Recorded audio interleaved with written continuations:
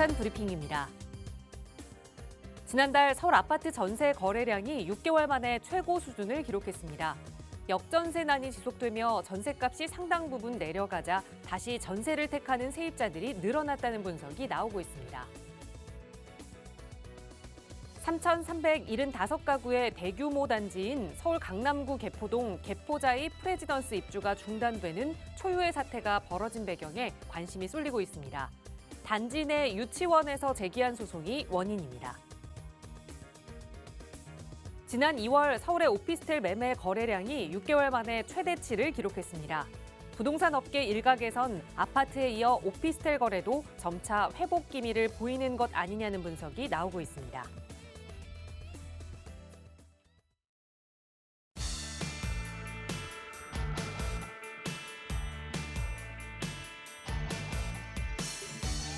여러분 안녕하십니까? 부동산 고민 무엇이든 물어보세요. 1부 진행의 김진주입니다.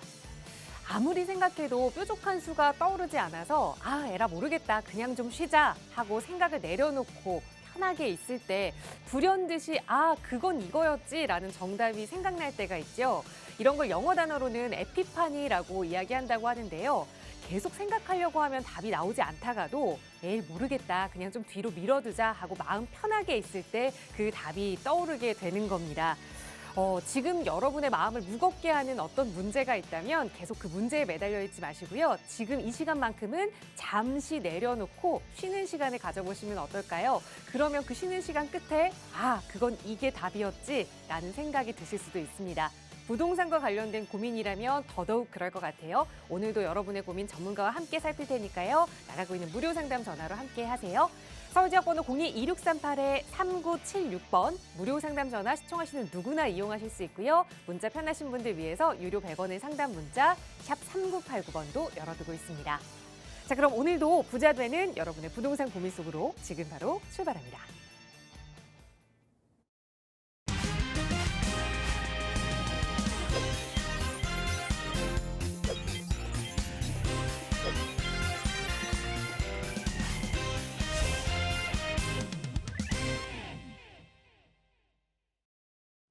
네, 오늘 화요일 이 시간에는 여러분과 함께 요즘 좀 어디를 투자해봐야 할지 모르겠다. 부동산 시장 분위기를 잘 모르겠다. 그러시는 분들 많이 계셔서 부동산 시장 분위기를 좀 살펴보는 시간 마련했습니다. 오늘 이 시간 함께해 주신 전문가 먼저 소개해드릴게요. 주식회사 세종국토개발의 이한나 팀장 나오셨어요. 팀장님 어서 오세요. 네, 안녕하십니까 여러분. 세종국토개발의 이한나 팀장입니다. 반갑습니다. 네, 오늘은 팀장님과 함께 조금 더 자세한 투자 지역을 분석해보는 시간 마련했으니까요. 방송 보시면서 저희가 전해드리는 내용에 대해 조금 더 자세한 상담 필요하시거나 또 고민 상담 필요하시다면 나가고 있는 무료 상담 전화 이용하세요. 서울지역번호 02-2638-3976번 유료 100원의 상담 문자 샵 3989번으로 함께 할 거고요. 오늘 첫 번째 시간에는 정말 많은 분들이 저희에게 문의를 주고 계시는 내용을 풀어보는 시간 마련했습니다. 요즘 부동산 시장 분위기가 조금은 살아나고 있는 것 같다. 하지만 아직은 좀 하락 추세인 것 같아서 그 추세가 전환된 것 같진 않아서 어디 선뜻 투자하기가 어렵다. 이런 말씀 참 많이 주시거든요. 그래서 지금도 좀 투자할 수 있는 지역이 있는지 어디에 투자하면 좋을지 좀 주목해 볼 만한 투자처에 대해서 이야기해보는 시간 마련했습니다. 팀장님 어느 지역을 좀 준비해 오셨는지 바로 소개를 좀 해주실까요? 네, 제가 오늘 그 두 곳을 여러분들에게 소개를 드리고 싶은데요. 일단 제가 이 자료를 준비하면서 저희 나라의 민담이 하나 생각이 났습니다. 왜 우산 장사를 하는 큰 아들과 집신 장사를 하는 둘째 아들을 둔 어머니 얘기인데요. 그 비가 오는 날에는 집신을 파는 작은 아들이 걱정이 되고 그 다음에 날씨가 맑으면은 또 우산을 파는 큰 아들을 걱정을 하던 어머니가 계셨죠. 근데 어느 한 분이 지나가면서 걱정하고 있는 어머니에게 그렇게 말했다고 합니다. 비가 오는 날은 우산을 파는 큰 아들이 장사가 잘 되니까 좋을 거고 그 다음에 맑은 날에는 그 집신을 파는 둘째 아들이 장사가 잘 되니까 좋은 거 아니냐.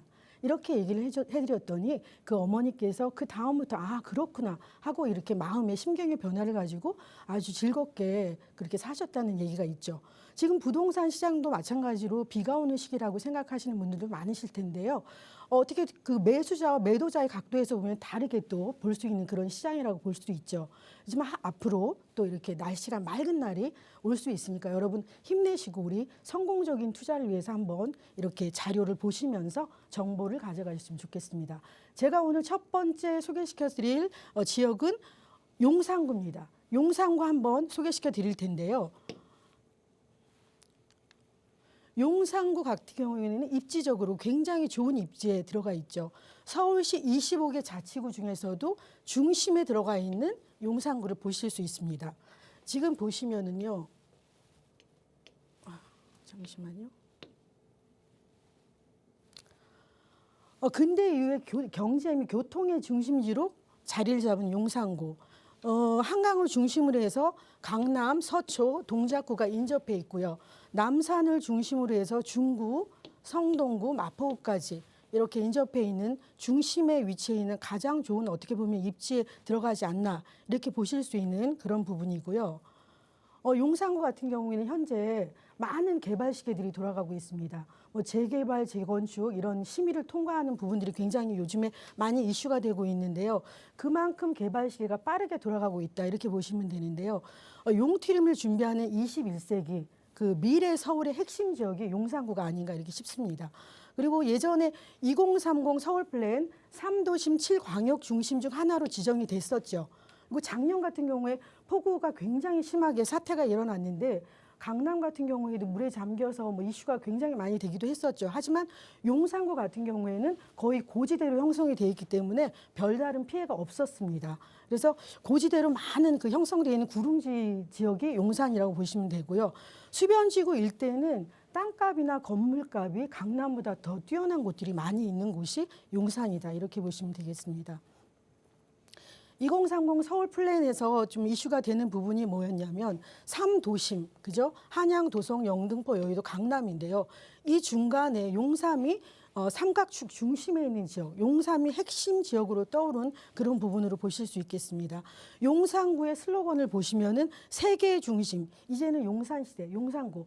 이 말이 슬로건이 딱 맞게끔 지금 개발 시기가 돌아가고 있는 지역, 매머드급 호재들이 또 포진하고 있고요. 그리고 재개발, 재건축이 한창 진행 중에 있는 그런 곳이 용산구다 이렇게 말씀드릴 수 있겠는데요.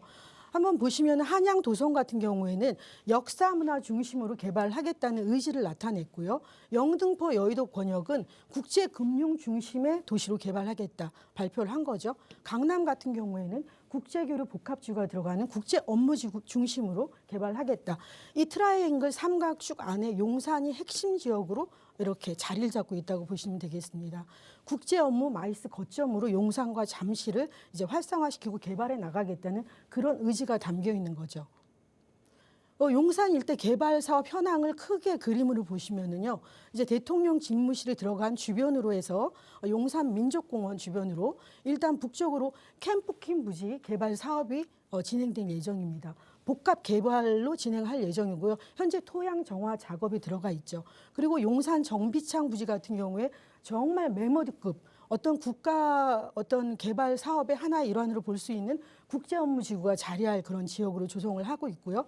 그리고 수성부 부지, 유엔사 부지 같은 경우에는 복합 개발을 진행할 예정에 있습니다.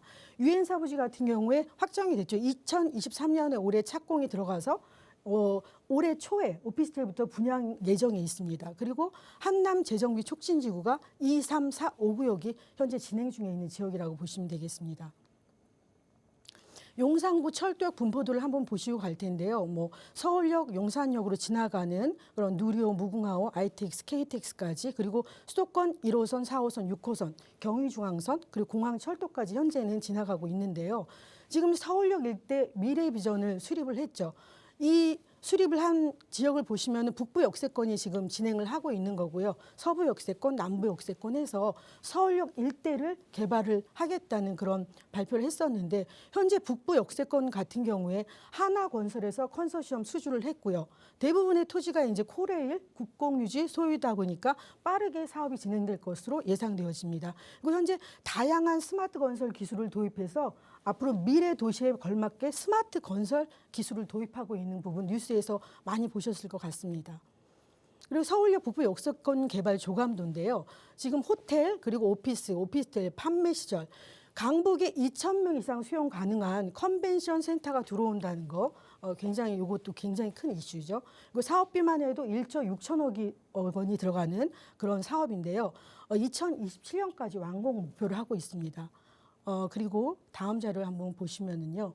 용산 민족공원 일대로에서 지금 이렇게 초록색으로 표시된 부분이 보행로 구간입니다.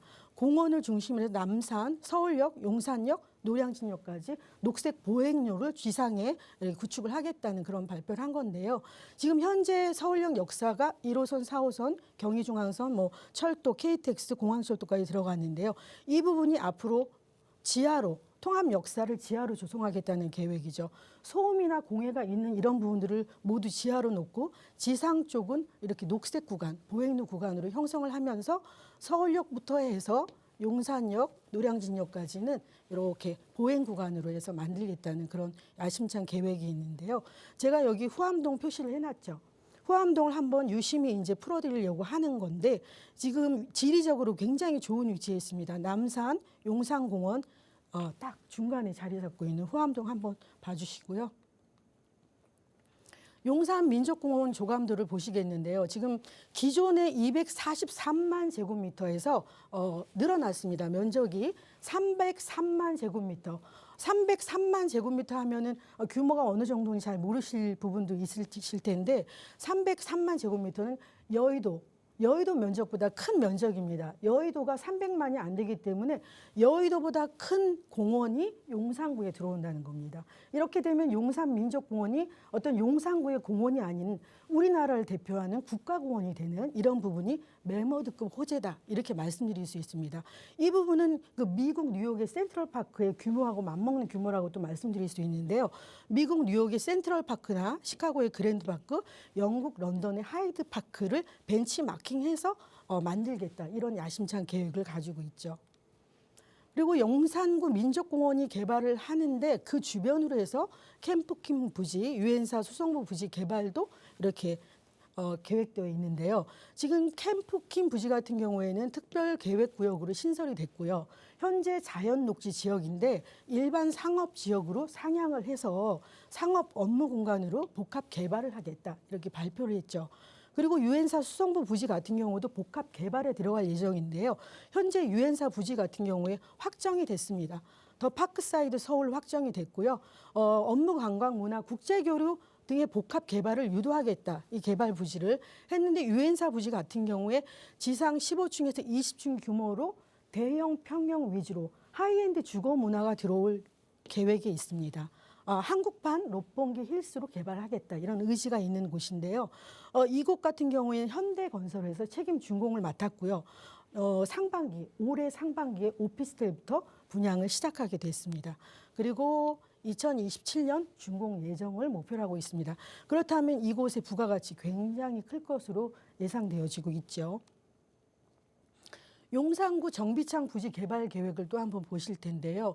국제 업무지구가 들어오는 정비창 부지. 지금 입지 규제 최소 구역으로 지정을 했습니다. 이 얘기는 용적률에 있어서 상한가를 두지 않는다는 겁니다. 용적률이 1,500% 이상 나올 수 있고요. 모빌리티 허브로 조성을 하겠다. 그리고 지상부는 녹지율을 50% 이상을 주겠다. 이 부분은 앞으로 뒤쪽 자료에서 한번 풀어드리도록 하겠습니다.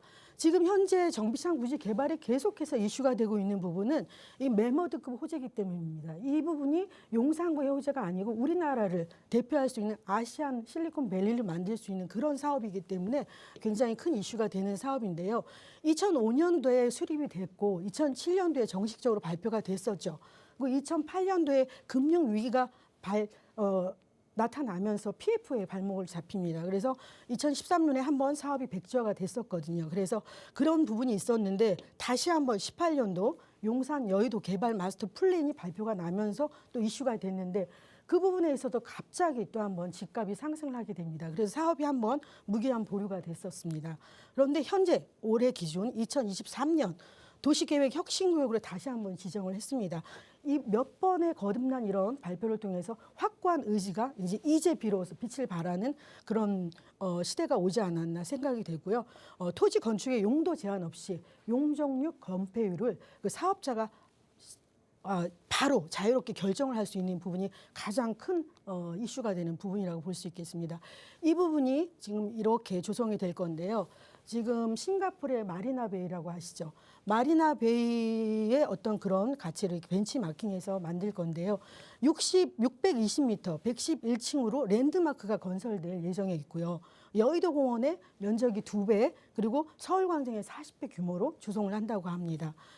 이 부분은 지금 현재 메가톤급 국제업무지구 조성이라고 말씀드렸는데요. 지금 이런 부분들을 보시면 미래 항공교통, UAM, 그리고 뭐 인공지능, 로보틱스, 펜테크 이런 모든 부분들이 어떤 부분을 얘기를 하는 거냐면 영화에서 보던 미래도시가 지금 국제업무지구로 들어온다 이렇게 보시면 됩니다. 지하로 모든 교통수단들이 내려가면서 지상은 녹지로 확보를 하고요. 그다음에 또 지상으로 교통수단인 UAM이 다닐 수 있는 이런 미래도시가 용산에 들어온다 이렇게 보시면 되겠습니다. 국제업무지구를 아시안 실리콘밸리로 만들겠다는 이런 부분인데요. 이 부분에 있어서 한번 모빌리티 허브 조성 구상을 했던 이유를 말씀드리면 이 모빌리티 허브라는 것 자체가요. 사람이 이동할 수 있는 모든 수단을 얘기하는 겁니다. 뭐 자전거, 하다못해 킥보드까지 뭐 기차, 전철, 그리고 공중을 날아다니는 UAM 그런 시스템까지 모든 부분들이 모빌리티 허브인데 이 부분을 지하 공간으로 전부 밀집해 넣겠다는 거죠. 지하로 넣고 지상에는 상업 업무 시설들로 조성을 하고요. 이렇게 이착륙장, UAM 이착륙장까지 만들고 이게 굉장히 이렇게 큰 메가톤급 그런 사업이 모빌리티 허브로 조성하겠다는 이런 부분입니다. 그리고 이렇게 되면은 역시 지가나 집값의 큰 상승 요소가 될 수 있는 부분은 충분히 이해가 되셨을 거라고 얘기되고요. 국토교통부 작년 공시가 현황을 한번 살펴보시면요. 작년에 1위는 더 펜트하우스 청담이 2년 연속 차지했는데 면적이 상당히 큽니다. 한 123평 정도 되죠. 평수로 계산하면. 근데 2, 3, 3위가 용산이 차지했습니다. 나인원 한남, 여기 파란 부분 표시된 나인원 한남이 한 74평 정도 되는데요. 91억 4천만 원. 그다음에 파르크 한남, 그리고 한남 더일. 2, 3, 4위가 이렇게 한강을 바라보는 그런 대형 평형으로 2, 3, 4위를 차지했죠. 이렇게 용산 쪽이 지가나 집값이 상당히 높은 부분을 보실 수 있겠습니다. 그럼 용산구에 대한 이제 재개발이나 재건축, 리모델링 현황을 한번 살펴보실 텐데요. 민족공원 인근으로 해서 한남 뉴타운, 그다음에 청파 2구역, 1구역, 그다음에 여기 지도에는 표시가 안 됐지만 서계동, 그리고 효창동, 원효로 역세권 개발, 그리고 예전부터 부촌으로 형성되어 있는 동부이촌 리모델링 재건축 사업이 한 10곳에서 진행을 하고 있는데요. 이 부분 보시겠고요. 한남 재개발 사업구역 같은 경우에는 2, 3, 4, 5구역이 현재 진행을 하고 있다. 이렇게 보시면 되겠습니다. 다음 자료에서는 한남 뉴타운 구역별로 사업 현황을 한번 보시겠는데요. 2, 3, 4, 5구역이 현재 진행을 하고 있는데요. 한남 2구역 같은 경우에는 시공사 선정이 완료가 됐습니다. 대우 한남 서밋으로 완료가 됐고요. 2022년 10월에 완전 완료가 됐죠. 한남 3구역이 가장 빠르게 진행하고 있는 곳이라고 보시겠는데요. 5,816가구로 형성이 될 겁니다. 2020년 7월에 관리처분 총회를 개최를 했고요. 관리처분 인가만 앞둔 상태라고 보시면 됩니다. 현대건설 DH 한남으로 진행을 하고 있습니다. 그리고 한남 4구역, 5구역 같은 경우에 재정비 촉진 계획안이 통과가 된 지역이고요. 이 지역이 완성이 되면은 만여 가구 규모의 아파트 타운, 그리고 고가 아파트촌으로 형성이 된다는 거죠. 남산뷰와 한강뷰를 볼 수 있는 고가 아파트촌으로 형성될 그런 부분이 한남 뉴타운이 또 이렇게 자리하고 있다. 이렇게 보시면 되겠습니다. 그리고 이제 서계동 신속통합기획으로 지정이 됐죠. 작년 말에 12월에 지정이 됐습니다. 서계동 같은 경우에도 굉장히 규모가 크죠. 올해 정비계획 수립 절차에 착수에 들어가면 2024년 정비구역 지정을 예정을 하고 있는 지역인데요. 한 3,000세대 정도 이렇게 조성이 될 예정입니다. 규모가 어마어마하게 큰 규모가 작년 말에 신속통합기획으로 지정이 된 지역이다. 이렇게 보시면 되겠고요. 그리고 다음으로 보실 거는 지금 서울역을 중심으로 해서 서쪽이죠. 서쪽에 서계동이 자리한 그쪽에 청파 1구역, 2구역, 효창동, 그리고 원효로 일가 역세권 재개발 사업이 진행 중에 있는데요. 효창동과 원효로 같은 경우에는 규모가 거의 비슷합니다. 비슷한 규모가 지금 정비계획 그 주민 공람이 되어 있는 상태고요. 청파 1구역 같은 경우에는 지금 올해 2월에 조합 설립 인가를 마쳤습니다. 그리고 청파 2구역 같은 경우에 거의 2천 가구 정도가 예정되어 있는데요. 작년 말에 신속통합기획 지역으로 선정이 된 지역이죠. 보시면 용산구 이제 민족공원 남쪽으로 기존 부촌에 있던 그 동부유촌동 재개발 리모델링 사업이 한 10곳에서 진행하고 있다고 말씀을 드렸는데요. 지금 이촌 코오롱이나 강촌 같은 경우에는 시공사 선정이 완료가 된 상태고요. 그리고 현대맨션 같은 경우에도 이주를 마쳤고 해체 중에 있습니다. 현재. 그리고 지금 유심히 볼 지역이 또 한강맨션. 예, 작년 4월에 88제곱미터가 38억에 거래가 됐습니다. 정말 어마어마하죠. 지금 보시면 한강맨션 같은 경우에는 GS건설에서 시공을 맡아서 하고 있고요. 최고 68층으로 준비 중에 있습니다. 그리고 이제 제가 말씀드렸던 신속통합계획을 지금 말씀을 드렸는데 이 부분은 한번 어떤 부분인가 이해를 하고 넘어가 보실게요. 신속통합계획은 한마디로 그냥 유연한 기준을 적용하겠다. 서울시에서 유연한 기준을 적용하겠다. 민간이 주도 개발을 추진을 하면요.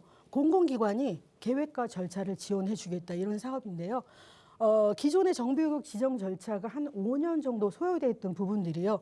2년 정도로 단축을 해주겠다는 겁니다. 2년 정도 단축이 됩니다. 그냥 패스트 트랙을 시스템을 도입을 했거든요. 그래서 2년 정도로 단축이 되니까 굉장히 빠르게 사업을 진행할 수 있는 이런 부분을 말씀드릴 수 있는데 작년 같은 경우에는 발표가 나기 전에는 연면적 노후도로 계산을 했습니다. 그런데 그 연면적으로 계산한 노후도를 폐지를 하고요.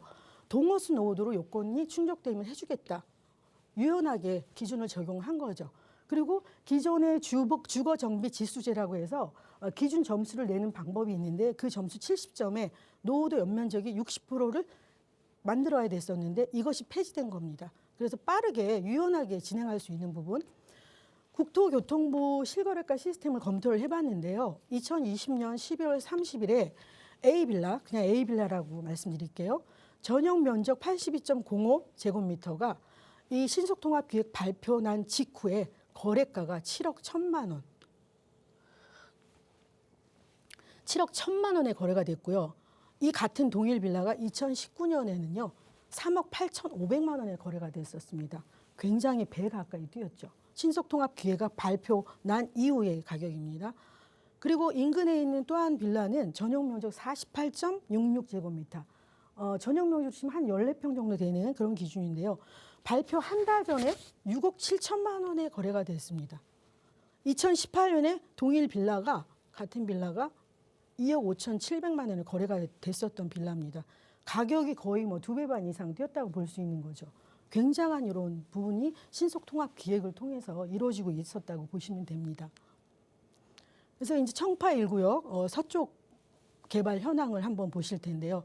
청파 1구역, 2구역 예정 현황을 보시면은요. 청파 1구역 같은 경우에 올해 2월에 조합 설립 인가를 마쳤고요. 한 700가구 규모 정도 들어온다고 보시면 되겠습니다. 그리고 청파 2구역 같은 경우에는 신속통합기획 1차 지정지죠. 한 2,000가구 규모 정도 들어온다고 보시면 그리고 대단지로 들어오는 그런 부분 보실 수 있고요. 청파동 개발 현황이고요. 그리고 이제 유심히 보셔야 될 지역이 후암동 개발 예정지인데요. 후암동 같은 경우에는 서후암동은 특별계획구역으로 지정이 됐죠. 서후암동 특별계획구역으로 지정이 됐습니다. 남산 위쪽이죠. 동후암동 1구역, 2구역, 3구역이 있는데요. 1구역, 2구역, 3구역 여기 표시된 거는 서후암동입니다. 서후암동이 지금 2020년에 지구단위 계획으로 환원이 되면서 3년간 개발 제한 조치를 했습니다. 이 부분은 공공기관의 개발 의지를 표현한 거죠. 강하게 표현한 겁니다. 3년간 이제 개발 제한 조치를 하겠다. 2020년부터. 근데 1구역, 2구역, 3구역 중에서 현재 2구역이 추진위원회가 설치되어 있습니다. 저희가 유심히 볼 지역은 이 오른쪽, 서후암동이 아닌 동후암 쪽인데요. 다음 한번 PPT를 보시면서 설명을 해드리면 서후암동 대지 지분 평당가가 7천만 원에서 1억 원에 육박하는 그런 부분을 보실 수가 있습니다. 근데 동호암동은 북측이 남산과 맞붙어 있기 때문에 고도 제한에 현재 걸려 있는 부분이 있거든요. 그래서 그 부분 때문에 주민들과 관공기관하고 좀 마찰이 좀 많이 일어나는 그런 부분이 있는데요. 동호암동 3구역 같은 경우가 현재 신속통합계획 2차 공모를 준비 중에 있다고 합니다. 숙대 입구역을 역세권으로 쓸 수 있으면서 서울역 하단부에서 남산과 이어지면서 용산민족공원에 이렇게 안쪽에 들어가 있는 입지다. 이렇게 보시면 되고 입지적으로 굉장히 좋은 위치에 들어가 있는 후암동인데요. 이 부분이 지금 인근 지역 대비 아주 저평가되어 있는 부분, 이쪽 동호암동 쪽이요. 그 부분을 좀 한 번 더 유심히 저희가 볼 거고요. 지금 보시면은 서우암동, 동호암동에 대해서 얘기를 드렸는데요. 상대적인 저평가 지역을 한번 찾아보시라고 말씀드리는 겁니다. 지금 입지는 불변의 법칙, 입지는 바꿀 수가 없습니다. 한번 들어간 입지는 그대로 가져가는 거죠.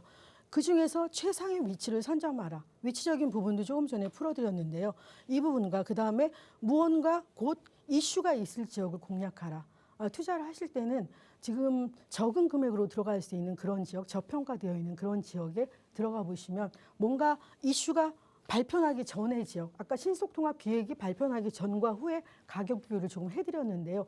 그 부분을 한 번 더 생각을 해보시고 그다음에 이제 용산구 같은 경우에는 굉장히 지금 현재 개발 시기가 빠르게 돌아가고 있다 말씀드렸고 또 메가톤급 호재들이 굉장히 또 많이 있는 부분 그런 부분도 말씀드렸는데 우리나라를 대표할 수 있는 민족공원 그리고 메모드급 국제업무지가 들어올 수 있는 정비창 부지 개발 또 서울역 북부 역세권 개발부터 해서 여러 가지 그런 부분들 한남 뉴타운 개발들 지가를 상승할 수 있는 요소를 굉장히 많이 가지고 있는 지역이기 때문에 용산구는 꾸준하게 지금 서울시가 아파트 보합세를 유지하고 있는 가운데요. 용산구는 오름세로 지금 가고 있습니다. 용산구 같은 경우에는 지금 집주인들이 매물을 거둬들이고 있는 그런 현상이 나타나고 있고요.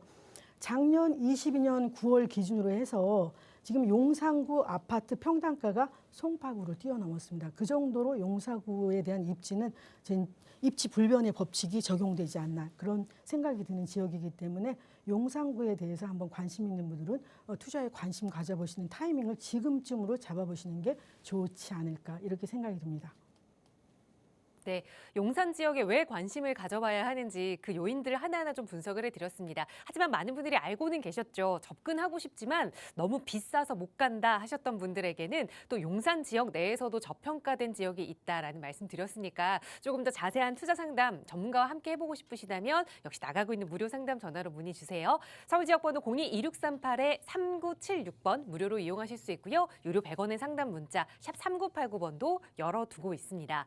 자, 그럼 용산 지역에 이어서 이번에 또 한 번 관심을 가져볼 만한 서울 지역 분석을 하나 더 해볼 텐데요. 조금 더 북쪽으로 위쪽으로 올라가 볼게요. 역시 개발 호재가 많아서 기대감이 큰 지역일 텐데 어떤 지역인지 팀장님 바로 소개해 주실까요? 네, 이번에 소개시켜드릴 지역은 동대문구입니다. 청량역 일대가 천지 개벽을 하고 있다 이런 얘기들도 나오는데요. 지금 동대문구에서도 저희가 유심히 볼 지역은 전농동인데요. 한번 PPT 자료를 보면서 설명을 해드리도록 하겠습니다. 동대문구 전농동의 입지를 한번 보시면은요. 청량리역을 주변으로 해서 전농동, 청량이동, 제기동, 용두동이 이렇게 포진하고 있죠. 청량리역 같은 경우에는 이름은 청량리역인데요. 행정구역상 전농동에 들어가 있습니다. 그리고 지금 동대문 같은 경우에는 재개발 13곳, 재건축 2곳 등 15곳의 정비 사업이 진행 중이다. 이렇게 보시면 되겠습니다. 굉장히 활발하게 정비 사업이 진행하고 있는 그런 지역이라고 보시면 되겠고요. 이제 서울시 도시기본계획에 대해서 또 한 번 짚어봐야 되는데 이 서울시 도시기본계획이라는 거는 5년마다 한 번씩 서울시에서 발표를 하는 건데요. 서울시 개발에 대한 지침서다. 이렇게 볼 수 있는 부분이죠. 미래 도시를 어떻게 구상할 건지 예측을 하고요. 어떤 지역 경제를 활성화할 수 있는 방안들을 미래 비전을 제시하는 그런 서울시 개발 지침서를 서울시 도시기본계획이라 이렇게 보시면 되겠습니다. 서울시 도시기본계획에는 기본적으로 4대 혁신축으로 활성화하겠다. 이렇게 4대 혁신축 활성화하겠다. 이렇게 발표를 했는데요. 지금 저희 동대문 같은 경우에는 청년 첨단 혁신축으로 개발하겠다. 이렇게 발표를 한 건데요. 동대문도 같은 경우에는 대학이 많이 포진하고 있습니다. 외대, 경희대, 시립대 그리고 또 카이스트 서울 캠퍼스까지 포진하고 있기 때문에 그 청년들이 굉장히 많은 자치구인데요. 동대문구에는 30대보다 20대 인구가 더 많고요. 그 여성에 비해서 남성 인구가 더 많기 때문에 어떻게 보면 청년에 관련된 그런 사업들이 활성화되어 있는 지역이 동대문구다 이렇게 보시면 되겠습니다. 서울시 도시기본계획에서는 5대 권역으로 이렇게 분리를 해놨는데요. 저희가 이제 동대문구는 동북권에 들어가는데 자족 기능 강화를 시켜서 고용 창출을 통한 지역 활성화를 하겠다 이렇게 발표를 한 부분이 또 있고요. 마찬가지로 4대 축을 중심으로 해서 한 개의 축이 연결이 되게끔 하면서 글로벌 상업축까지 연결하겠다. 이게 서울시 기본 계획입니다. 청량리역 일대를 보면은 청량리역 1호는 교통 상업의 중심지로 육성을 하겠다를 발표를 했는데요. 청량리역 GTX B 신호선이 들어가는 환승역입니다. 환승역이기 때문에 GTX가 하나만 들어가도 지가 상승에 굉장히 큰 영향을 주는데 GTX B 신호선까지 환승역으로 들어가면은 여의도나 강남 업무지구 접근성이 현저히 개선이 되기 때문에 이런 부분이 지가 상승에 또 가장 큰 또 이슈가 될 수 있고 영향을 줄 수 있는 그런 부분이다 말씀드리겠고요. 청량리역은 복합 환승 역사로 지어지게 되는 겁니다. 그 부분 그리고 앞으로 구축되는 KTX 동북부 연장선이나 GTX 경전철 이런 부분들을 반영해서 지구 단위 계획을 재정비를 하고 있다 이렇게 보시면 되겠습니다. GTX 노선도와 이 청량역 구상도를 한번 보시면은요. 서울시에서 GTX 지금 환승역이 청량리, 서울역, 삼성역 이렇게 세 곳으로 지정을 했는데요. 세 곳을 더 신청을 했습니다. 건의를 한 거죠. 광화문과 동대문 그리고 왕십리까지. 지금 2020년 유동 인구를 보면 한 14만 명 정도로 됐는데요. GTX 두 개의 노선이 추가가 되는 2030년 기준으로 봤을 때는 33만 명, 유동인구가 33만 명으로 급증을 합니다. 그러면서 굉장히 또 이렇게 활발하게 청량리역이 많은 인구들이 유입이 될 거고요. GTX B 신호선 그리고 면목선, 강북 횡단선이 추가로 들어올 예정에 있는데 지하로는 이제 교통에 집약되어 있는 지하에는 교통 집약되어 있는 그런 어떤 공간으로 활성화를 시키고요. 지상에는 청년 혁신 일자리 구축을 위한 업무 상업 공간이 들어오는 그런 부분으로 청량리역 구상도가 나와 있습니다. 여기에 더해서 서울 경정철 동북번 노선도가 또 이렇게 보시면은 예정돼 있죠. 이 부분도 또 교통에 또 이렇게 호재로 또 작용하는 그런 부분이고요. 민간 투자 사업입니다. 이 부분도 개통이 되면은 또 교통에 또 다른 또 호재로 작용할 수 있는 그런 부분이고요. 주변에 청량리역 주변으로 해서 개발 사례를 한번 보시면은요. 지금 개발을 하고 있는 지역들도 있고요. 완공된 지역들도 있는데 청량리역 주변에서 조만간 입주를 시작한 롯데캐슬이 있죠. 롯데캐슬이 있고 그다음에 현재 제일 먼저 입주를 한 레미안 크레시티 주변으로 해서 개발 진행을 하고 진행이 된 지역들이 이렇게 포진을 하고 있는데요. 이 부분에서 지역들을 한번 분석을 해보시면 구구역 같은 경우에 북측에 위치를 하고 이렇게 포진이 되어 있는데 지금 빨갛게 표시된 이 부분 재개발 추진 준비 지역입니다. 이 부분을 저희가 한번 유심히 들여다봐야 되는데요. 입지적으로 볼 때도 청량리 역세권 개발의 바로 건너편에 위치하고 있죠. 이 부분이 한번 지역적으로도 지리적으로도 굉장히 정말 노른자 땅이라고 볼 수 있는 지역에 위치한 부분인데 이 부분 한번 유심히 지켜보실 만한 부분입니다. 그리고 인근 청량리역 주변으로 해서 개발 사례를 한번 보실 텐데요. 가장 먼저 13년에 입주한 레미안 크레시티가 있죠. 여기 대단지 세대 2397세대로 형성이 되어 있는데요. 매가가 13억에 현재 나와 있습니다. 기존에 16억까지 갔던 그런 아파트. 지금 청량역 인근으로 해서 여기 대장 아파트로 자리 잡고 있는 아파트라고 보셔도 되고요.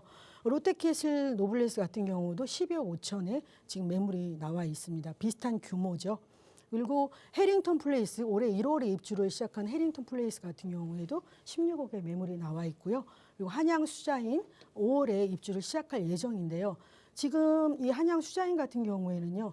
피가 분양가보다 더 붙었습니다. 20억의 매물이 나와 있는데 피가 10억 8,600에 나와 있는 매물이 있습니다.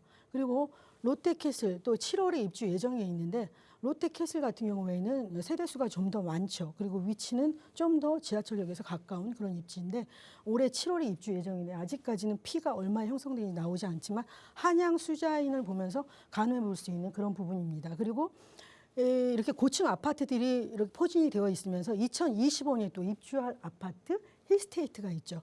힐스테이 청량리 더 퍼스트가 입주 예정에 있는데요. 여기도 지금 40층 이상이기 때문에 2020년도에는 청량리역 일대로 해서 스카이라인이 바뀐다. 이렇게 보시면 되겠습니다. 지금 저희가 주의 깊게 보고 있는 지역, 여기 재개발 추진 준비 지역, 이 지역을 보시면은요. 30년 이상 노후도가 확보가 70% 이상이 됐습니다. 그리고 25년 이상 노후도는 82% 확보가 됐고요. 신속 통합 기획을 하려면 노후도 66.6% 이상은 됐죠. 벌써 확보가 된 거고요. 안전하게. 그리고 모아타운 같은 경우에도 20년 이상인데 여기는 충분히 확보가 된 지역이라고 보실 수 있겠습니다. 입지적으로도 굉장히 역세권, 청량리 개발 지역이랑 바로 붙어 있다. 이렇게 보셔도 무관하겠죠. 청량리 역세권 주변 지역 개발 사업 현황표인데요. 지금 보시면은 이렇게 굉장히 많은 지역들이 청량리역 중심지로 해서 일대 중심지로 해서 육성을 위한 발전계획 수립 용역 결과 보고서를 보시는데요. 이미 개발이 된 지역들도 있고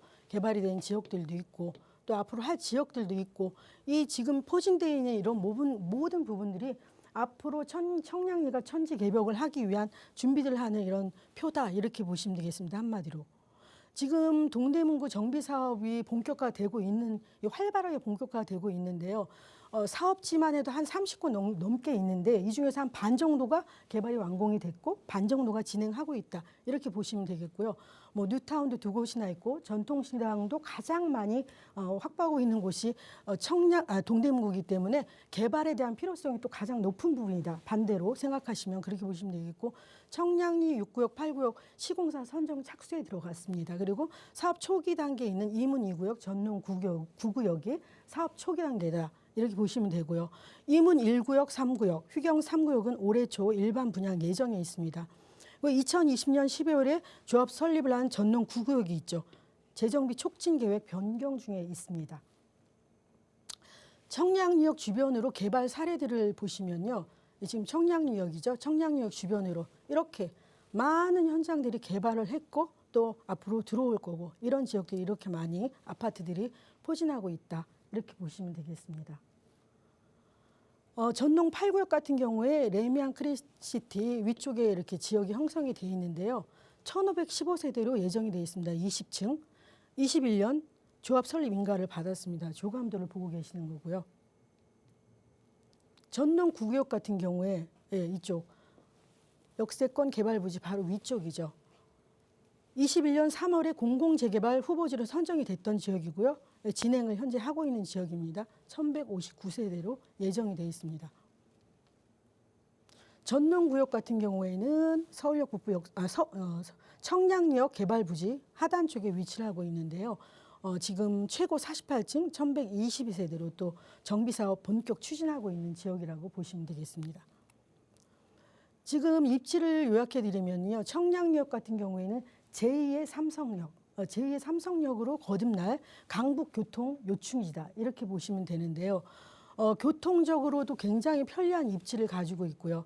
최근 규제 완화에 힘입어서 재건축, 재개발 사업이 활발하게 진행하고 있는 지역이고요. 서울 4대 혁신축, 동북부 발전의 중심 지역이다. 이렇게 보시면 되겠습니다. 그리고 GTX 비노선이 개통이 되면 강남과의 접근성이 10분 미만으로 단축이 되는 지역이기 때문에 굉장한 이슈가 되고 어떤 집가에 큰 영향을 미칠 수 있는 그런 지역이다. 이렇게 보시면 되고요. 현재 재개발 추진 지역을 보셨는데요. 2억대로 재개발 투자를 기대할 수 있는 그런 부분. 네, 지금 현재 들어갈 수 있는 부분이기 때문에 많은 임장 활동을 통해서 한번 투자 가치가 있는지 한번 직접 부동산은 발품을 팔아야 됩니다, 여러분. 그래서 직접 가서 보시고 이 청량리 일대가 예전하고 비교하지 마시고 지금 얼만큼 많이 발전돼 있고 앞으로 또한 얼만큼 많이 발전이 될 것인가 미래 가치에 대한 투자를 해보실 분들은 이쪽 동대문구 전농동 인근으로 한번 임장 활동을 나가보시는 것도 좋은 방법이라 생각이 돼 추천드립니다. 네, 청량리 지역이라고 하면 청량리역을 중심으로 생각을 하게 되는데 청량리역 주변에는 4개의 동이 있습니다. 그 주변에서는 벌써 많은 계획들이 좀 실행이 돼서 가격이 올라 있는 지역도 있지만 역시 전농동 지역이라는 곳에 가면 또 소규모로 소액으로 투자할 수 있는 지역이 아직 남아있다 조언 드렸거든요. 저희가 오늘 전해드린 용산 지역과 청량리 지역 역시 그동안 너무 많이 개발이 돼서 이미 좀 늦은 투자 아닌가라고 생각하셨던 분들에게는 다시 한번 생각을 해보게 하는 그런 내용의 강의를 좀 전해드렸습니다. 말씀드린 지역에 대해서 조금 더 자세하게 투자 전략 세워보고 싶으시거나 그 외에도 부동산과 관련된 고민 해결하고 싶다 하신다면 저희 언제나 무료 상담 전화로 도움드리고 있거든요. 서울 지역 번호 02-2638-3976번 무료로 이용하실 수 있고요. 문자 편하시다면 유료 100원의 상담 문자 샵 3989번으로도 여러분의 고민 함께 나누고 있습니다. 또 저희 방송 시간에도 최선을 다해서 여러분과 고민 상담 이야기 나누고 있지만 조금 더 자세한 투자 계획 세우고 싶으신 분들 위해서 또 팀장님과 전문가분들과 함께하는 1대1 대면 상담 시간도 마련하고 있습니다. 어떤 분들 좋은 이야기 담아가실 수 있는지 팀장님 대면 상담 안내 짧게 부탁드려요. 네, 저희 지금 부동산계 마이다스의 손, 저희 전은성 대표와 그다음에 많은 전문가들이 상주하고 있으니까요. 대면 상담을 원하시는 분들은 아래 나가는 전화번호로 전화해 주시면 저희가 친절하게 상담에 응해드리도록 하겠습니다. 네, 오늘 저희가 방송 시간 통해서 전해드린 내용에 대한 고민뿐만 아니라 여러분이 가지고 계시는 부동산 언제 매도를 해야 하는지 아니면 내 집 마련이나 투자처 언제 좀 매수해야 하는지 여러 가지 부동산과 관련된 고민이라면 모두 다 전문가와 함께 이야기 나눠볼 수 있는 1대1 대면 상담 시간입니다. 많은 분들과 함께 할 수는 없고 선착순으로 함께 하기 때문에 빠르게 좀 연락 주셔야 될 것 같아요. 나가고 있는 무료 상담 전화 02-2638-3976번으로 1대1 대면 상담 문의 주시면 이것도 역시 자세하게 안내 도움 드리겠습니다. 자, 앞서서 서울 지역에서 좀 투자하기 위해 관심을 가져봐야 할 두 지역에 대한 이야기를 나눠봤다면 남은 시간 동안은 과연 어떤 부동산에 좀 접근을 해봐야 하는가 이 점에 대해서 좀 이야기를 나눠보고자 합니다. 그동안은 아파트 가격이 너무 많이 올랐고 또 그게 하락기에 접어들었다라고 하지만 왠지 조금 더 떨어질 수도 있을 것 같다라는 마음이 들어서인지 최근 젊은 세대들을 대상으로 아파트보다는 오피스텔로 다시 좀 선회하는 현상들이 나타나고 있다고 합니다. 주변에 상권들도 잘 갖춰져 있고 어찌 보면 아파트보다 살기가 더 편하다라고 이야기하는 젊은 세대들이 많이 늘어나고 있는 건데 어쨌든 아파트와 오피스텔 분명한 차이점이 있는 부동산일 겁니다. 어떻게 접근해 봐야 하는지 팀장님 바로 좀 소개해 주실까요? 네, 제 예전에 상담했던 사례하고도 유사한데요. 전주에 사시는 어머니 한 분이 전화를 주셔가지고 아들이 이제 서울에 취직을 했는데 집을 알아보시는 중에서 두 군데를 보셨더라고요. 근데 어머니는 아파트를 원하는데 그 자제분은 오피스텔을 원해서 그 부분이 좀 걸리시고 그리고 이제 오래된 오피스텔을 보신 것 같은데 그 부분에 대해서 이제 또 이제 말씀을 나눴습니다. 한 곳은 20년이 넘은 그런 오피스텔이었고요. 또 한 곳은 한 12년 된 오피스텔인데 가격이 20년 된 오피스텔은 한 5억 정도 가고요. 그리고 12년 된 오피스텔은 한 6억 5천 정도 가는 그런 매물을 가지고 고민하시고 전화 주셔서 상담을 해드린 적이 있었습니다. 그래서 제가 여러분들한테 이제 아파트 그리고 오피스텔 관련해서 아파트 대체제로서 오피스텔이 어떤 또 장점을 가지고 있는지 그 부분을 한번 비교를 해서 설명을 해드리도록 하겠습니다. 지금 아파트와 오피스텔의 차이를 보시면은요, 일단 아파트 같은 경우에는 법령의 적용이 다릅니다. 주택법의 적용을 받고요. 오피스텔 같은 경우에는 건축법의 적용을 받습니다.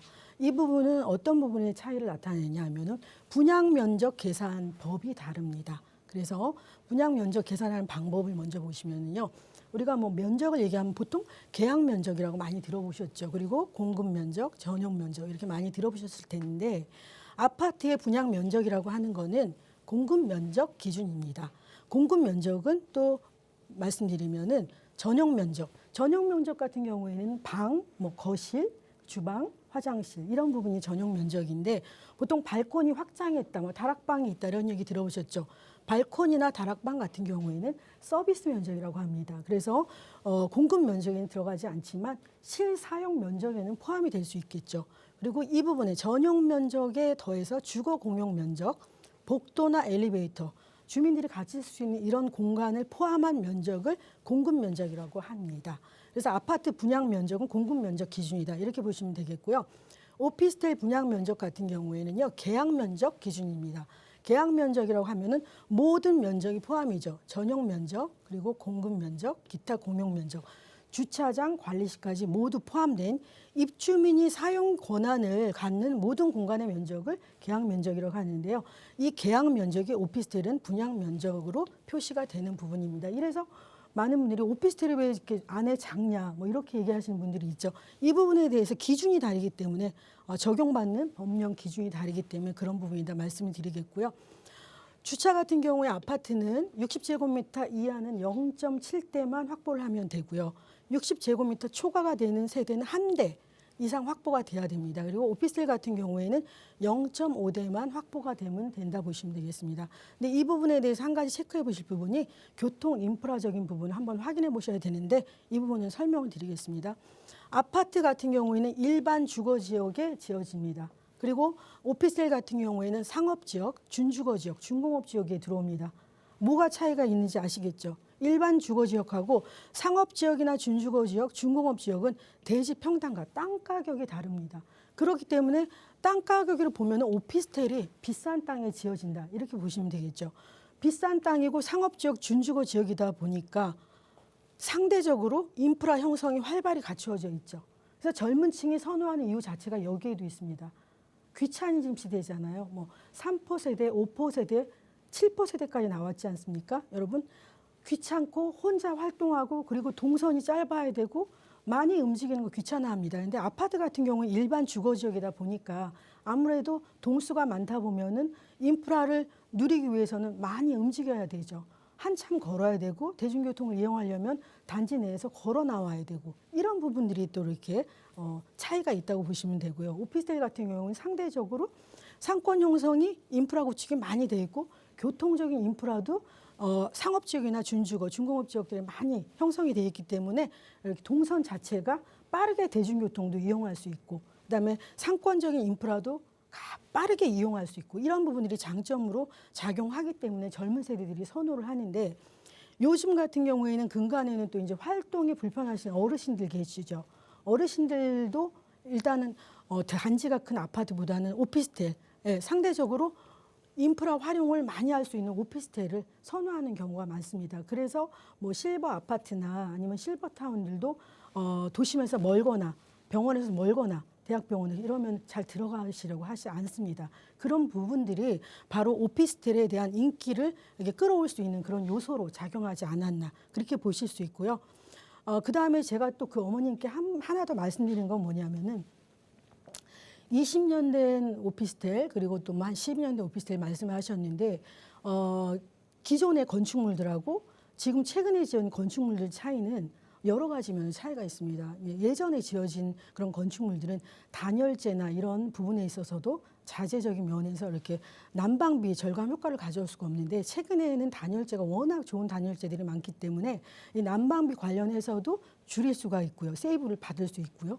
그다음에 또 친환경적인 자재나 아니면 에너지 절감 효과를 낼 수 있는 자재들을 요즘 많이 씁니다. 건축주들이. 그리고 건물을 지으시는 분들이 LED 뭐 등이랄까 여러 가지 친환경적이나 어떤 에너지 절감 효과를 누릴 수 있는 자재들을 쓰기 때문에 제가 그 어머니께 한번 말씀드린 게 뭐냐면은 지금 12년 된 그런 오피스텔 보시는 가격이면은 인근에 어떤 신축 그런 오피스텔도 한번 임장 활동을 통해서 찾아보시라. 그쪽이 제가 그때 상담해드린 그런 결과로는 여의도하고 공덕 쪽을 보시고 계셨습니다. 그래서 제가 마포구 쪽이 워낙 교통의 호재도 많고 또 용산구에 메모드급 호재가 있는 바로 옆쪽이고 하다 보니까 어떻게 보면은 개발에 대한 그런 여지는 이렇게 서서히 퍼져나가는 그런 부분이고 공동 같이 개발할 수 있는 그런 부분이기 때문에 마포구 쪽으로 해서 투자를 한번 관심 가져보시고 구축보다는 신축 오피스텔을 한번 공략해보시는 건 어떨까 이렇게 해서 상담을 해드린 그런 경험이 있어서 말씀드립니다. 네, 아파트와 오피스텔이 어떻게 차이가 나는지, 만약에 오피스텔을 선호한다면 그 중에서도 어떻게 좀 선택을 해야 하는지 기존 상담 사례를 좀 토대로 조언을 드렸습니다. 여러분 상황에 맞는 상담 필요하시다면 저희 방송 이후에도 늘 상담 전화 열어두고 있거든요. 무료 상담 전화 이용하세요. 친절하게 도움 드리겠습니다. 아울러 저희 프로그램은 여러분께 보다 다양한 정보 제공하기 위해 마련되고 있습니다. 해당 부동산의 가치나 매물 가격의 상승 하락은 보장하지 않는다는 점 유의해 주시기 바랍니다. 계속해서 진행되는 2부도 많은 시청과 참여 부탁드리고요. 오늘도 1부 함께해 주신 여러분 고맙습니다.